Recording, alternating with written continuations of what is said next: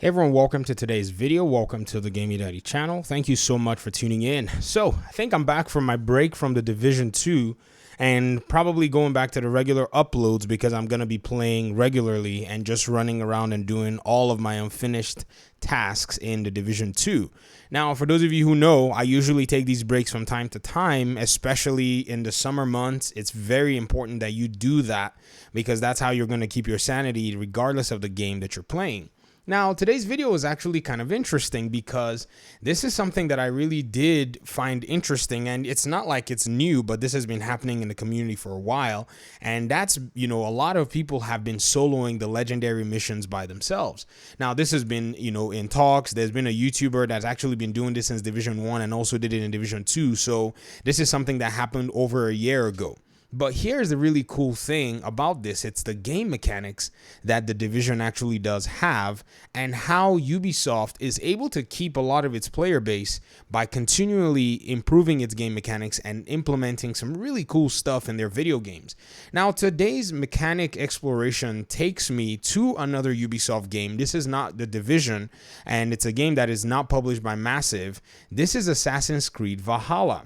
Now, as I logged into my Ubisoft, Uplay or Ubisoft Connect, I saw a blog that said Assassin's Creed Valhalla dev blog, missile reversal. So I was like, what? Are they actually going to do a dev blog on how they actually did a missile reversal? And I was like, well, I don't have Assassin's Creed Valhalla anymore. I got the Ubisoft Plus and I played it for a few hours, but I want to purchase the game later down the road. And what I saw was this mechanic where if an enemy NPC throws something at you, you catch it, you basically parry, and then you throw it back at the enemy NPC. So it's a really cool mechanic. I'm like, whoa, I've never seen this before. And that's because, I didn't play the game any further than the, first maybe 8-10 hours or so that I played.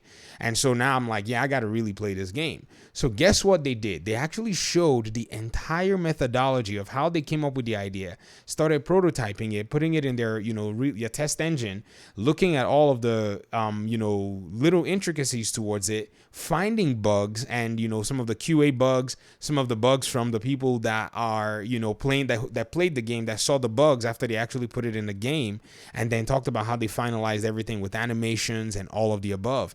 It's actually quite interesting. I was so surprised that they did this because it brought me back to where I'd actually mentioned this to one of our content creators here in the community, Mr. Kamikaze Von Doom, when he was making his to-do list for Massive, like what we would like to see with the Division 2.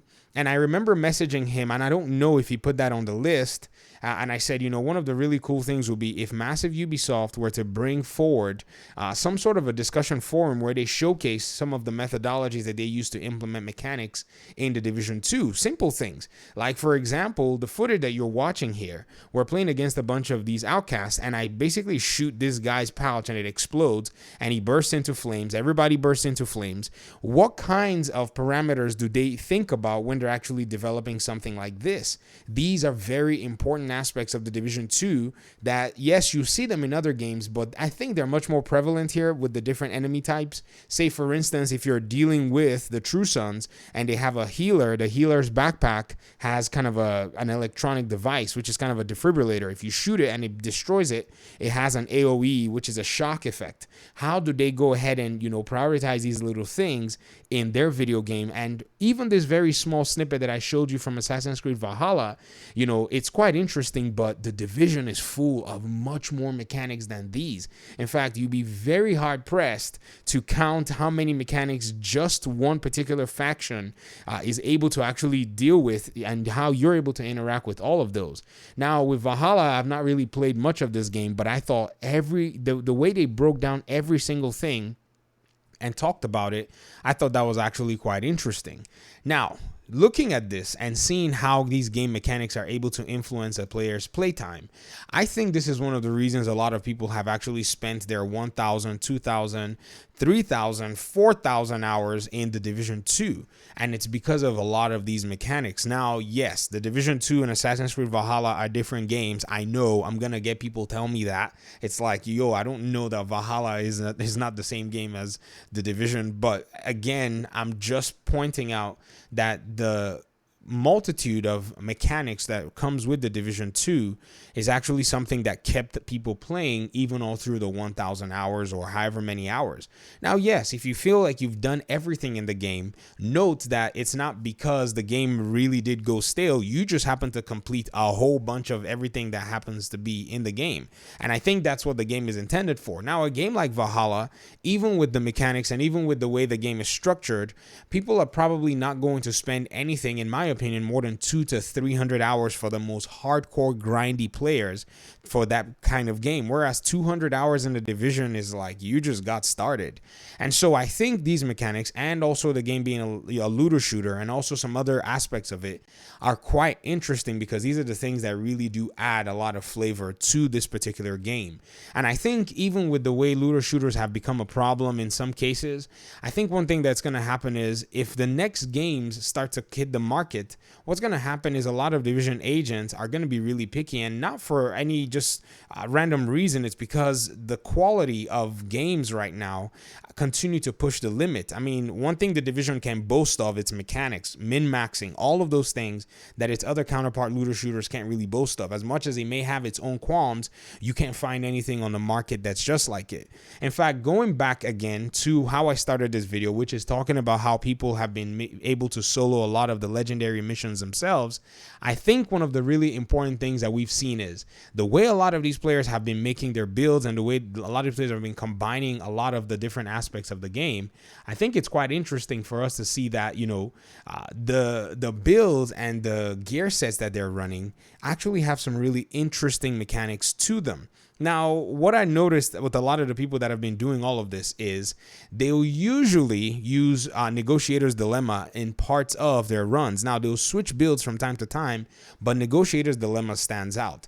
Now, if Ubisoft was to come out and say, hey, this is how we actually designed and built Negotiator's Dilemma, I think it's going to be a really interesting take, because it's a critical hit chance based gear set, and that's something that Ubisoft has had in the Division 2, or let's say Massive has had in the Division 1 and Division 2 from the the get-go. So critical hit chance and critical hit damage are core mechanics within the game, but then Negotiator's Dilemma takes a damage or multi-damage parameter into that particular paradigm. I mean, you're shooting an enemy NPC. Once you mark that enemy NPC, the enemy, with the critical hit, other enemy NPCs that you're hitting while that enemy is marked start to take damage. I mean, it sounds confusing, but Negotiator's Dilemma does something really cool like that. And so you can shoot a target and then start shooting another target. By the time you look at your first target, that target's already done, because it's the way the gear set works. There are also a lot of other gear sets that do some really cool things, like Eclipse Protocol, a lot of other skills that are able to actually, you can leverage their power and all of that stuff. And I think this forum, if they open it up, it will really be interesting. But nonetheless, even if they don't open it up, we're quite, cognizant that it's because of these particular mechanics that the Division has really stood out all of this while. And these mechanics, people are starting to leverage them to push their skills to the furthest limit. I mean, it's insane how good some players are. All the legendary missions have been completed solo, even as early as 5 to 8 months ago. These videos have been circulating, but now what is more popular, I would say, is people pushing the limit and actually reducing the time. The times used to be around 24 minutes when they first started popping up on the internet. Now we're seeing 17-minute runs of legendary missions. And so at that point, it's all about skill, economy, and all of that. But it's still interesting to see that a mission like this that I play so often, that takes me and a group of 4 people anywhere from 45 minutes to an hour, 30 minutes in some cases, depending on our combination in our group, can just be basically destroyed by one person who has enough skill and understands how to leverage the mechanics. So let me hear in the comment section your favorite mechanics in the Division 2, and if you would like to see these mechanics return for a future Division title. I mean, it's not out of the question. We did see a lot of things come from the Division 2, from Division 1 into the Division 2, even though not everything we would have loved showed up. But some things are actually pretty decent. Yes, some things received heavy changes, but at least if we get some of these core mechanics to continue to, represent and become become something that really does resonate with the community, I strongly believe that the developers would be happy to kind of, push it going forward. Who knows? We may even see some of these mechanics in a game like Division Heartland. But again, we'll talk about this further on. I just wanted to go ahead and drop this video, and I will give you guys a link here in the description for that Assassin's Creed Valhalla blog, and you guys are going to see how they actually did program that. If you actually want to read through it, I read through the whole thing, and I'm going to read it again because I just feel it's really fascinating. Anyways, talk to you guys in another video. Thank you so much for your time and audience. Hopefully we'll see you soon. Peace out.